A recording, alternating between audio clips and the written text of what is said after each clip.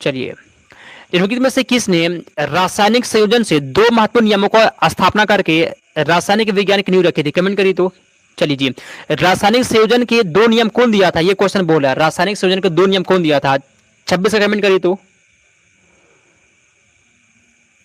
26 का आंसर यहाँ पे क्या है जी? कमेंट करिए, ये बहुत ही टॉप लेवल क्वेश्चन है, बताइए। धुरी पासवान कमेंट करिए, प्रिया सिंह, फैसल, ठीक है जी। क्वेश्चन बोला गया ना कि रासायनिक संयोजन के दो महत्वपूर्ण नियम कौन दिया था? बताइए तो। 26 का आंसर कौन दिया था जी? कौन? तो एंटोनी लेवोजियर ने। कौन दिया फ्रेंड्स? एंटोनी लेवोजियर हो जाएगा 26 नंबर क्वेश्चन का डी होगा, जिसका भी डी आ गया यहाँ पे सही जवाब है, ठीक है। अब सभी के लिए कल से दिन में 11 बजे से क्लास चलेगा, ठीक है। तो दिन में भी आपसे क्लास स्टार्ट कर देंगे, ठीक है। कल से अगला क्वेश्चन है, निम्नलिखित में से कौन सा कथन गलत है? इसमें से कौन सा कथन गलत दिया गया है? कमेंट करिए 27 का आंसर। इसमें से कौन सा कथन गलत है जी? बताइए 27 का आंसर। इसमें से कौन सा कथन गलत होता है? 27 का सही जवाब क्या? बताइए तो। ठीक है जी। तो ठोस पदार्थों का आकार, ठोस पदार्थों का आकार अनिश्चित होता है जी। ये फ्रेंड्स यहाँ पे जो है ना, ये गलत दिया गया, ठीक है। ठोस पदार्थों का जो आकार होता है फ्रेंड्स, वो निश्चित होता है। कैसा होता है? ठोस पदार्थों का जो आकार होता है जी, वो निश्चित होता है, ठीक है। आप सभी के ऑप्शन नंबर यहाँ पे ए हो जाएगा, ठीक है। चलिए फ्रेंड्स, आप सभी का ऑप्शन नंबर ए हो जाएगा। आगे चलते हैं हम लोग अगले क्वेश्चन की ओर। ठोस कार्बन डाइऑक्साइड को किस नाम से जाना जाता है? चलिए फ्रेंड्स कमेंट करिए तो। ठोस कार्बन डाइऑक्साइड को और किस नाम से जाना जाता है? चलिए 28 का बताइए तो आंसर। रिंकू, किशन यादव, रिशु यादव कमेंट करिए, ठीक है। और जो लोग भी फ्रेंड्स यहाँ पे नए लोग हैं ना, वो क्या करेंगे? चैनल को सब्सक्राइब कर लेंगे जी। चलिए, तो ठोस कार्बन डाइऑक्साइड किसे कहते हैं जी? किस नाम जाना जाता है? बताइए तो आंसर। शुष्क बर्फ। आप सभी के यहाँ पे डी हो जाएगा, ठीक है जी। डी आपके यहाँ पे सही जो है, शुष्क बर्फ यहाँ पे हो जाएगा। आगे चलते हैं हम लोग 29 नंबर क्वेश्चन की ओर। इसमें से विषम की पहचान करिए। इसमें से विषम कौन सा है जी? इसमें से अलग कौन सा है? वायु है, मिश्र धातु है, दूध या फिर जल है? इसमें से विषम मतलब इसमें से एक अलग कौन सा यहाँ बताया गया है? कमेंट करिए तो 29 का आंसर। इसमें से अलग आपको कौन सा दिख रहा है? कमेंट करिए तो। सब लोग लाइक कर दिया, ठीक है। मधु कुमारी, चलिए जी कमेंट करिए तो। यहाँ पे अलग आपको कौन सा दिख रहा है जी? बताइए। एकदम आसान सा क्वेश्चन है, ठीक है। सुनिए, वायु क्या होता है फ्रेंड्स? वायु क्या होता है? ये जो है ना, वायु जो होता है वो मिश्रण होता है। वायु क्या होता है? वायु मिश्रण होता है, मिश्र धातु मिश्रण होता है, दूध मिश्रण होता है, ठीक है जी। आप सभी के यहाँ पे जल हो जाएगा। जल फ्रेंड्स यहाँ पे अलग हो जाएगा। 29 नंबर क्वेश्चन का डी हो गया। अगला क्वेश्चन यहाँ पे दिया गया 30 नंबर क्वेश्चन।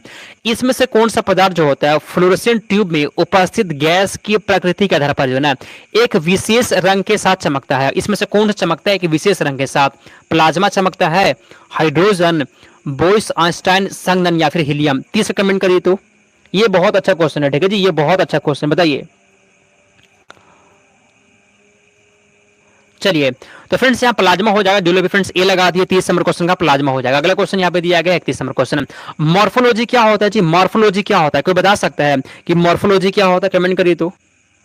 मॉर्फोलॉजी क्या होता है जी? एम कुमारी कमेंट करिए। मॉर्फोलॉजी क्या होता है? कमेंट करिए तो। तो मॉर्फोलॉजी फ्रेंड्स पता है क्या? जीवों की आकृति, उसकी संरचना और विशिष्ट संरचनात्मक गुणों का अध्ययन होता है फ्रेंड्स। 31 नंबर क्वेश्चन के यहाँ पे सी हो जाएगा। जो लोग 31 का सी लगा दिया, बिल्कुल सही जवाब। अगला क्वेश्चन यहाँ पे 32, ठीक है। ऑनरियोलॉजी फ्रेंड्स, ऑनरियोलॉजी किसका अध्ययन होता है? ऑनरियोलॉजी में किसका अध्ययन किया जाता है? भगवान का, सपनों का, नींद का या फिर यहाँ पे रंग का? तो ऑनरियोलॉजी में किसका अध्ययन होता है? 32 का बताइए तो आंसर। किसका होता है जी? 32 का आंसर ऑनरियोलॉजी में किसका अध्ययन होता है फ्रेंड्स? सपनों का होता है, ठीक है फ्रेंड्स। सपनों का होता है। 32 नंबर क्वेश्चन का बी हो जाएगा। चलिए बहुत अच्छा, जिसका भी बी आ गया है। आगे चलते हैं हम लोग 33 नंबर क्वेश्चन की ओर। सीरोलॉजी में किसका अध्ययन होता है? सीरोलॉजी में किसका अध्ययन होता है? बताइए तो आंसर। सीरोलॉजी में किसका अध्ययन होता है? मच्छर का होता है, छिपकली का होता है, तिलचट्टा का होता है या फिर यहाँ पे सांप का होता है? 33 का आंसर यहाँ पे क्या है जी? प्रियांशु कुमार कमेंट करिए। फैसल, पारो, प्रिया, आशु, विजय, रिंकू, पूजा, मधु, ठीक है जी कमेंट करिए। धूरी, बिहारी कमेंट करिए। तो सीरोलॉजी में किसका अध्ययन फ्रेंड्स? ये छिपकली का होता है। आप सभी का भी हो जाएगा। आगे चलते हैं 34 नंबर क्वेश्चन है। जेनेटिक्स, ठीक है जी। जेनेटिक्स जो है, जेनेटिक्स निम्न में से किसका अध्ययन होता है? जेनेटिक्स में किसका अध्ययन किया जाता है? जैव विकास का, डीएनए की संरचना का, आनुवंशिकता का या फिर कोई नहीं? तो जेनेटिक्स में किसका अध्ययन करते हैं? 34 को बताते हो सर। यहाँ पे क्वेश्चन बोला गया कि जेनेटिक्स में किसका अध्ययन होता है? पता है किसका होता है? आनुवंशिकता का तो होता है। आसान तो क्वेश्चन है जी। 34 नंबर क्वेश्चन का सी हो जाएगा। अगला क्वेश्चन यहाँ 35। मानव विकास का अध्ययन यह इंगित करता है कि हम सभी एक ही प्रजाति से संबंधित है, जो कि निम्न में से किससे विकसित हुए हैं? अमेरिका से, अफ्रीका से, मध्य एशिया से या फिर पश्चिम एशिया से?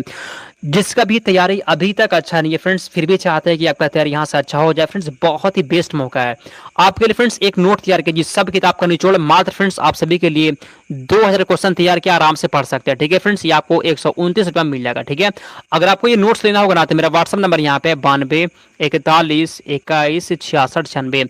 व्हाट्सएप में मैसेज करके आप इस नोट्स को ले सकते हैं। ठीक है, नोट्स को छोड़िए मत, ये फ्रेंड्स बहुत हेल्प करेगा आपको, विश्वास करिए।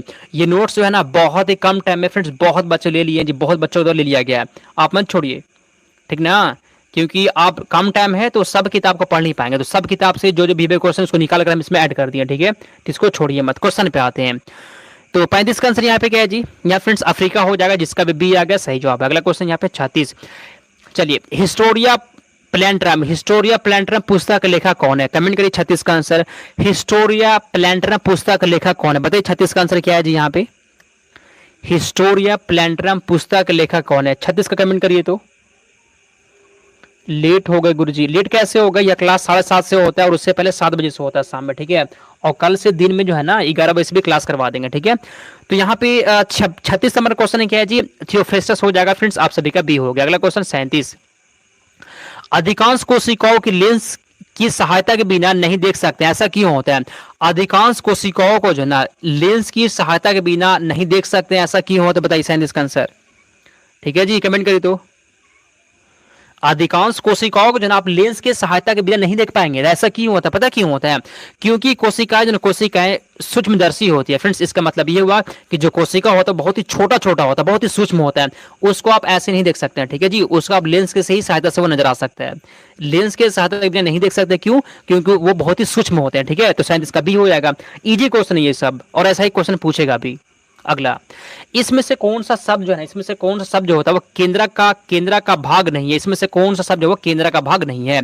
राइबोसोम, केंद्रक, केंद्रिका, गुणसूत्र, या फिर जिसमें से कौन सा जो शब्द जो होता है वो केंद्रक का भाग नहीं होता? कमेंट करिए इसका आंसर। तो फ्रेंड्स राइबोसोम हो गया, राइबोसोम आपका यहाँ पे सही जवाब है जी, राइबोसोम हो गया। जो लोग भी ए लगा दिए बिल्कुल सही जवाब। आगे चलते हैं 39 नंबर क्वेश्चन की ओर। कोशिकाओं के विभिन्न संघटकों को के लिए उपयुक्त शब्द क्या होता है? तो कोशिकाओं के विभिन्न संघटकों के लिए जो है ना, विभिन्न घटकों के लिए उपयुक्त नाम के उपयुक्त शब्द क्या होता है? उत्तक होता है, कोशिका अंगक होता है, गुणसूत्र, या फिर जीन होता है? 39 का सही जवाब क्या है जी? बताइए तो आंसर। देखिए, कोशिका के फ्रेंड जो अलग अलग घटक होते हैं ना, उनके लिए एक उपयुक्त नाम यहाँ पे क्या दे सकते हैं? पता है क्या क्या दे सकते हैं जी? कोशिका अंग कह सकते हैं। ठीक है फ्रेंड्स, आप सभी का भी हो जाएगा। आगे चलते हैं 40 नंबर क्वेश्चन की ओर। कोशिकाओं के भीतर जो है ना पाए जाने वाले जेली जैसे पदार्थ को क्या कहते हैं? जीव द्रव्य कहते हैं, गुणसूत्र कहते हैं, हरित लवक कहते हैं, या फिर क्या कहते हैं? तो कोशिकाओं के भीतर फ्रेंड्स पाए जाने वाले जेली जैसा, ठीक है, जेली जैसा पदार्थ को क्या कहते हैं? एग्जाम में ये क्वेश्चन आने वाला है, ऐसा मुझे लग रहा है अंदर से। ठीक है, इसको पढ़ लीजिएगा अच्छे से। बताइए तो आंसर, इसे क्या कहते हैं जी? कोशिका के अंदर क्या रहता है? जेली जैसा कुछ पदार्थ होता है, जिसे हम लोग क्या बोलते हैं? बताइए तो आंसर। लिसा, आप जो आंसर दे रहे हैं ना वो क्वेश्चन नंबर के साथ देंगे। ठीक है, तभी मुझे पता चल पाएगा कि आप किस क्वेश्चन का आंसर दे रहे हैं। ठीक है, क्वेश्चन नंबर भी दीजिए और तब बताइए आंसर। तो फ्रेंड्स वह पता है क्या होता है जी? वो कोशिका द्रव्य होता है। क्या होता है? वो कोशिका द्रव्य होता है। डी यहाँ पे हो जाएगा। ठीक है, लगभग सभी लोग इसका आंसर सही दिए, बहुत अच्छा। एक लाइक कर दीजिए, क्या दिक्कत है जी? लाइक करने को कोई मना किया है क्या? लाइक कर दीजिए फ्रेंड्स। आगे चलते हैं 41 नंबर क्वेश्चन है। इसमें से कौन सा ऊर्ध्वपातन कर सकता है? बहुत ही टॉप क्वेश्चन है, बताइए तो आंसर। ऊर्ध्वपातन मतलब क्या होता है? कोई पदार्थ अगर फ्रेंड्स वो पता है, अगर वो ठोस या डायरेक्ट फ्रेंड्स अगर वो गैस में बन गया तो उसे हम ऊर्ध्वपातन कहते हैं। ठीक है जी, तो इसमें से कौन सा कर सकता है ऊर्ध्वपातन? बताइए तो। वह ठोस से गैस बन जाएगा, कमेंट करिए तो। चलिए, तो 41 नंबर क्वेश्चन यहाँ पे डी फ्रेंड्स, उसे क्या बोलते हैं? अमोनिया कार्बाइड बोलते हैं। अमोनिया कार्बाइड आपका यहाँ पे सही जवाब है। 41 नंबर क्वेश्चन का डी हो जाएगा, बहुत अच्छा। ठीक है, ये सर मैं लाइक कर दी हूँ, थैंक यू। आप सब लोग को कर देना। ठीक है, आप सभी लोग को कर देना। अगला क्वेश्चन 42।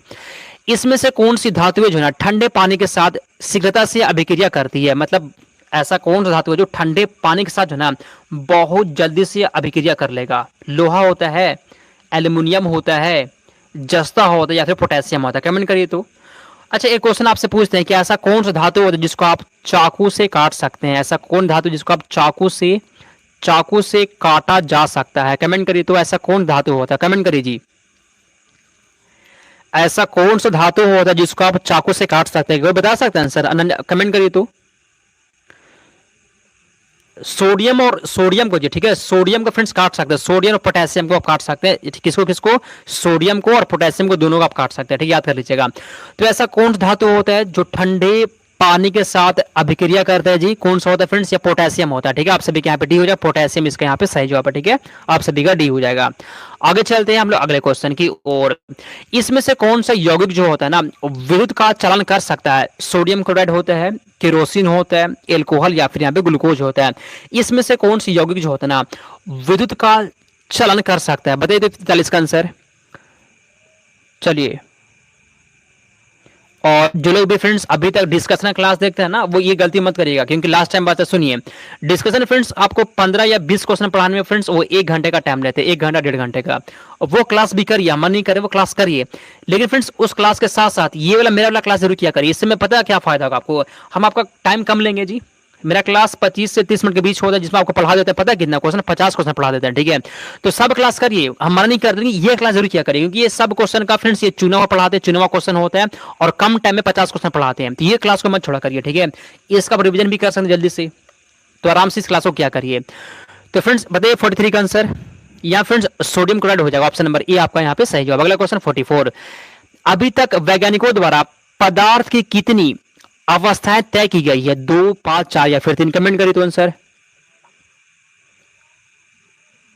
यहां पे क्वेश्चन बोला गया ना कि अभी तक वैज्ञानिकों द्वारा जो ना पदार्थ की कितनी अवस्था तय की गई है, 2, 4, 5 या फिर 3, 44 का आंसर यहाँ पे क्या है जी, 44 का आंसर यहाँ पे 44 का 2 कैसे बताया था, पदार्थ का 2 नहीं जी, अभी तक फ्रेंड्स 5 अवस्था पता चलेगा, 5 अवस्था याद कर लीजिएगा, ठीक है, ठोस होता है, द्रव होता है, गैस होता है, ठीक है, प्लाज्मा अवस्था होता है, एक बोस आइंस्टाइन कंडीशन होता है, ठीक है, 5 अवस्था अभी तक पता चल गया, गलती मत करिए एग्जाम में आ सकता है, ठीक है, 5 अवस्था।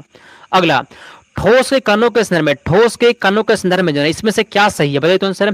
ठोस के जो कण होते हैं जी उनके संदर्भ में इसमें से क्या सही दिया गया, बताइए तो 45 का आंसर, बताइए कमेंट करिए तो आंसर, ये बहुत ही टॉप है।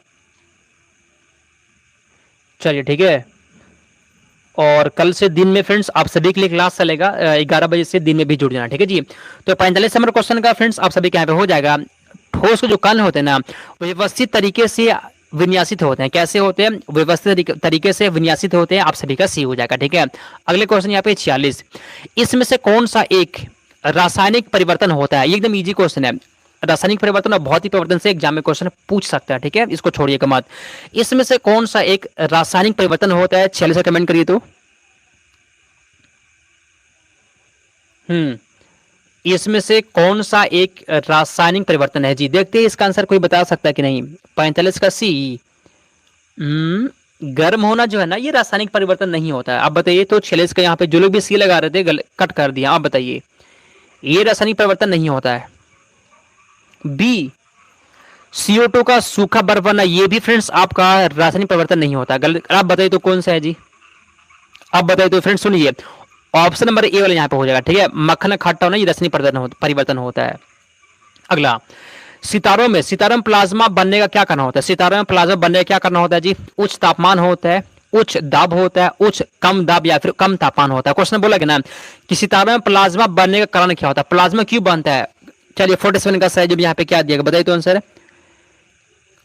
तारा में जो है ना प्लाज्मा क्यों बनता है फ्रेंड्स, पता क्यों बनता है, तो उच्च तापमान के कारण बनता है। जो लोग भी ए लगाती है ऑप्शन नंबर यहाँ पे ए हो जाएगा, ठीक है जी, हाई टेम्परेचर से बनता है प्लाज्मा, आप सभी का ए हो जाएगा। अगला क्वेश्चन है, यदि अमोनिया गैस है, यदि अमोनिया गैस है तो कपूर क्या होता है, कमेंट करिए, यदि अमोनिया गैस है तो कपूर क्या होता है। चलिए फ्रेंड्स बताइए तो आंसर 48 का, यदि अमोनिया गैस है जी तो यहाँ पे फ्रेंड्स कपूर जो है वो ठोस होता है, आप सभी का भी हो जाएगा, ठीक है। अगला क्वेश्चन यहाँ पे 49, तरल अवस्था में गैसीय अवस्था में, तरल अवस्था से गैसीय अवस्था में रूपांतरण को क्या कहते हैं फ्रेंड्स। मान लीजिए कोई भी चीज क्या था फ्रेंड्स, वो तरल अवस्था में था, वह फ्रेंड्स तरल अवस्था में था, ठीक है जी, वह लिक्विड फॉर्म में था फ्रेंड्स, वो गैस बन गया, वह गैस बन गया उड़कर, वो फ्रेंड्स क्या बन जाता है, गैस बन जाता है। सुनिए ध्यान से, तरल अवस्था से वह गैसीय अवस्था में बन गया, इसको क्या बोलेंगे हम लोग, 49 से कमेंट करिए तो, आसान सा क्वेश्चन फ्रेंड्स, उसे क्या बोलेंगे हम लोग, तो वाष्पीकरण कहेंगे फ्रेंड्स। 49 नंबर क्वेश्चन का सी हो गया। जैसे एग्जांपल सुनिए, जैसे आप फ्रेंड्स एक जो है ना प्लेट में पानी रख दीजिए, पानी